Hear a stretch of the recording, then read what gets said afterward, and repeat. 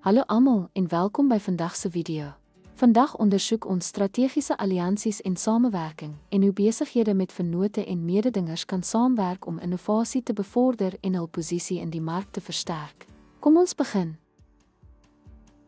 Strategiese alliansies stel besighede in staat om hulpbronne te deel, koste te verlaag en markbereik uit te brei, terwyl koöperasie hulle toelaat om met mededingers saam te werk om gedeelde doelwitte te bereik sonder om wedywering uit te skakel.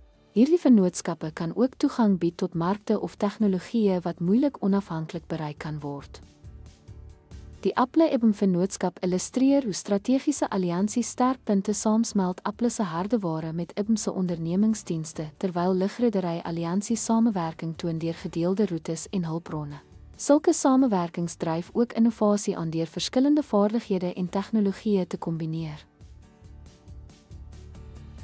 Dankie dat jy ons video oor strategiese alliansies en koöperasie gekyk het. Hierdie strategieë help besighede om te groei, te innoveer en 'n mededingende voordeel te kry deur saam te werk. Sien jou volgende keer.